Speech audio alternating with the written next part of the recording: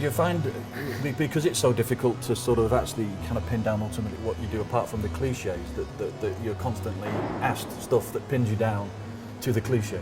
Well, yeah, and that's kind of a bummer in a weird way too, because then all of a sudden that's your indication that your brand is sunk in better or more effectively than your music has, you know, because they're not like, well, what kind of music do you do, whatever. Oh, dude, tell us about this mouse head. I was like, you know, anyone could have came up with a mouse head.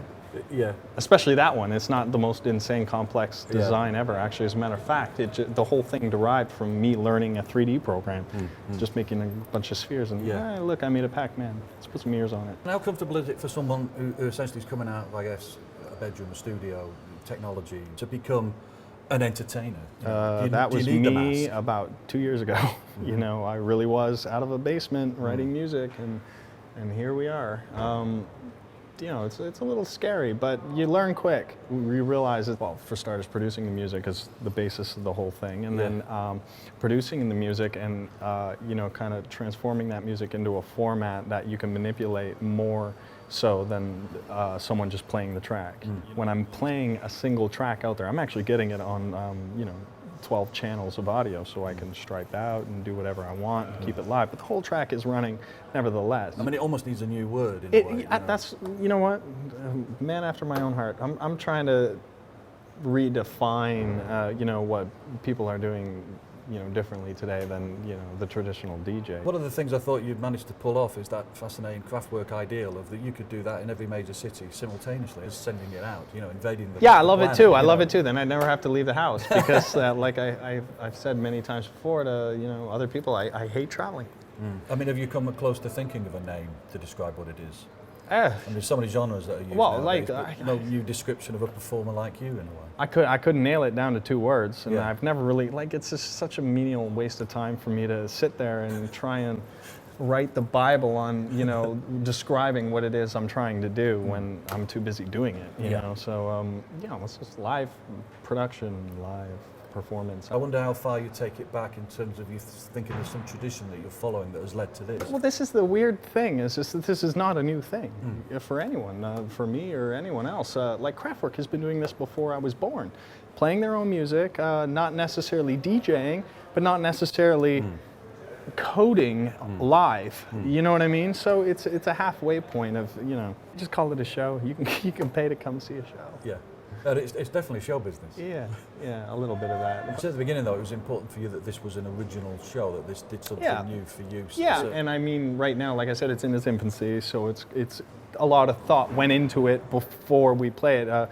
It's not like we just nobody builds this massive stage and then just gets up there with no plan and improvs, you know what I mean? There's always some pre-calculated things, you know what I mean? But I think as a show like that continues and progresses, we start to remove some of those, you know, calculated things, and then I'll give time allotments for, you know, go crazy, but within these parameters, you know what I mean? So the more we do that, the more, you know, the more alive it becomes. And we just go into tech talk from there, where it comes to, you know, using control surfaces and Ethernet and OSC and all these communication things that are basically, we're doing a lot of that, I'm sending little packets of data to the front of house guys to say, okay, I'm gonna do this and get ready for it, but since we pre-programmed the sequence, you know what it is we're gonna do, but here's when I'm gonna do it.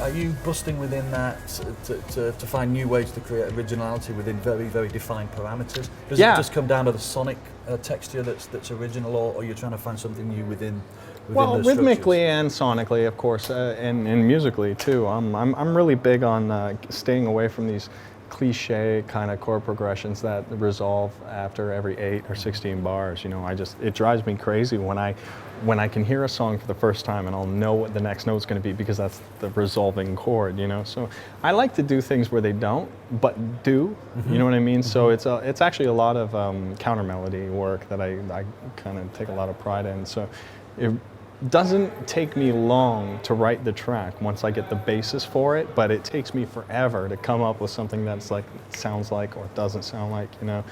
Yeah. But the parameters I have to work within, well, it feels like sometimes is that, you know, that. So I mean, my kind of outs to that was, you know, kind of adding a triplet feel to that, and you know, or mixing it up somehow, or putting kicks just where they shouldn't go. But you're still pretty limited. So I'm like in the future, I'm definitely looking forward to producing something that just really is just music to listen to as opposed to music to.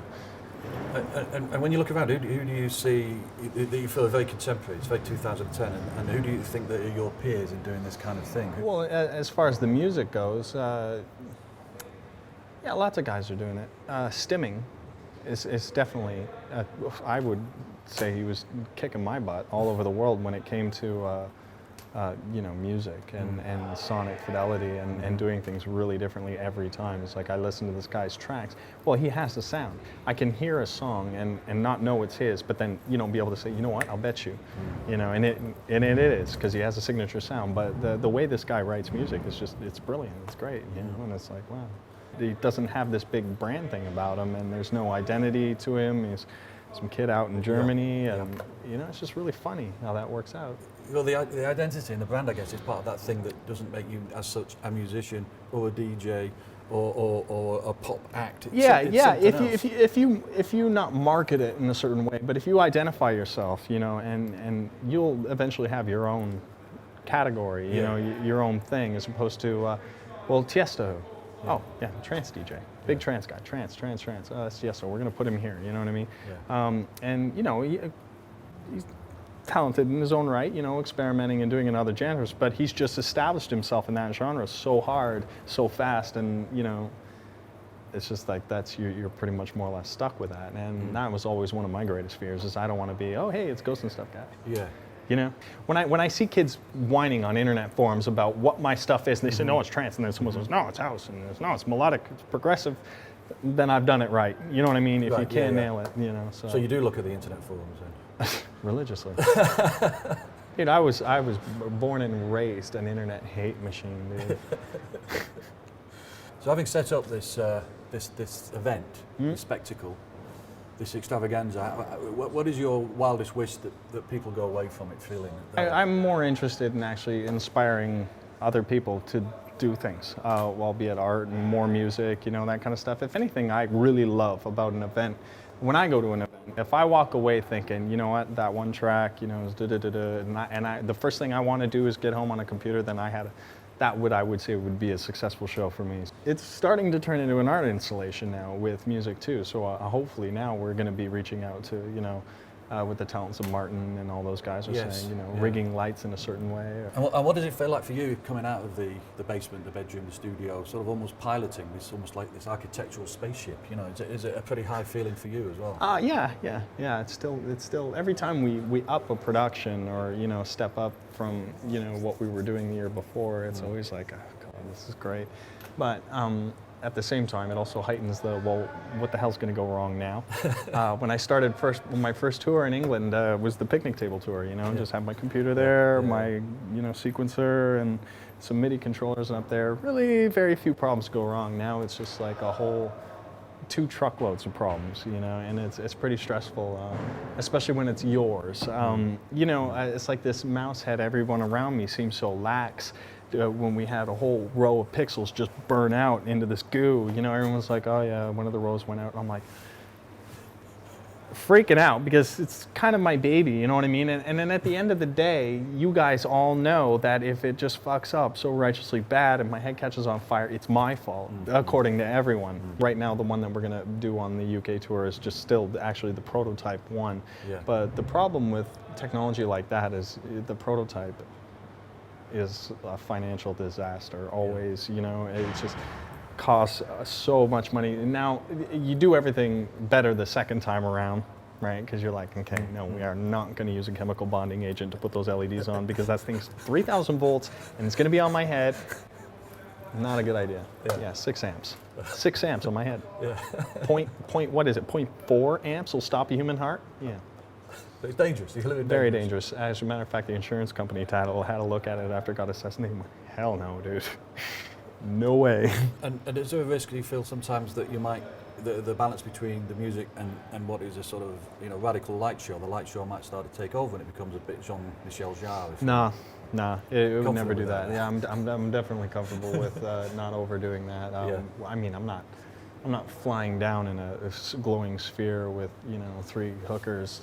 You know, it's just. Yeah. So where does the balance come then between what might tip it over into almost a quasi-prog and then keeping it the right side of what is? When it's evident that I'm not doing anything. Yeah.